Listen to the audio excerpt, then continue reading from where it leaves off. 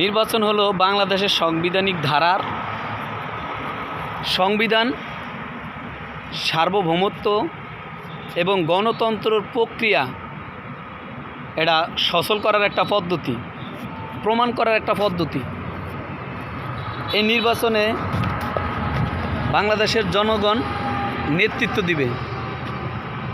সবাই নেতৃত্ব দিবে এরকম না, কিছু যোগ্য ব্যক্তি নেতৃত্ব দিবে, যাকে দেশটাকে সুন্দরভাবে সুন্দর একটি স্থানে দেশের জনগণের আশা আকাঙ্ক্ষা, জনগণের ভাগ্য পরিবর্তন, জনগণের চলাফেরা, ব্যবসা বাণিজ্য সব কিছু সুন্দরভাবে পরিচালনা করা হয়, সেজন্য একটি সরকার গঠন করা হবে।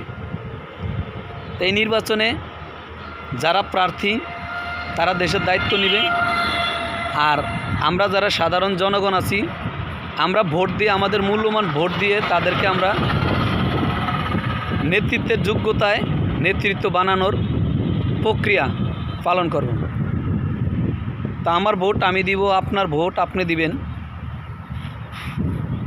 কিন্তু এমন ব্যক্তিকে ভোট দিবেন না যে ব্যক্তি ক্ষমতায় এসে জনগণের সেবকের দায়িত্ব নিয়ে এসে জনগণকে তারা সেবক বানিয়ে ফেলবে।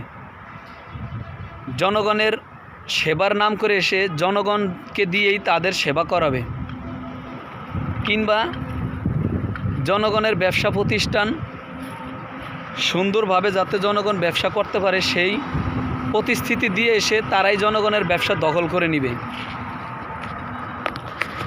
ন্যায় বিচার সুনিশ্চিত করার জন্য তারা প্রতিশ্রুতি দিয়ে এসে ন্যায় বিচার না করে আপনার অন্যায়ভাবে মানুষকে হেনস্থ করবে, জোরপূর্বক মানুষের ভিতরে শাসন কায়েম করবে।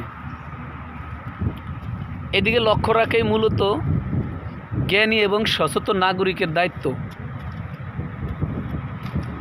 ভোট দিবেন, ভোট দেওয়ার জন্য উৎসাহিত করবেন মানুষকে, কিন্তু কাকে?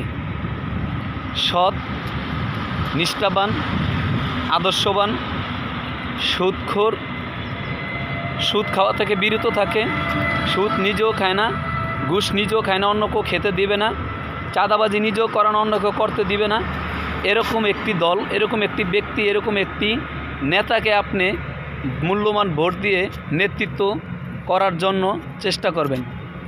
তাহলে আপনার আমার কী লাভ হবে? আপনিও সুফল পাবেন, আপনার আগামী প্রজন্ম সুফল পাবে, আপনার চলাফেরার রাস্তা, আপনার ব্যবসা বাণিজ্য সব কিছু নিরাপদ থাকবে। এবং আপনার ভোট নিয়ে, আপনার মূল্যবান ভোটটা নেওয়ার পরে সে আপনার উপরে শাসন করতে এসে আর শোষণ করতে পারবে না। ধন্যবাদ।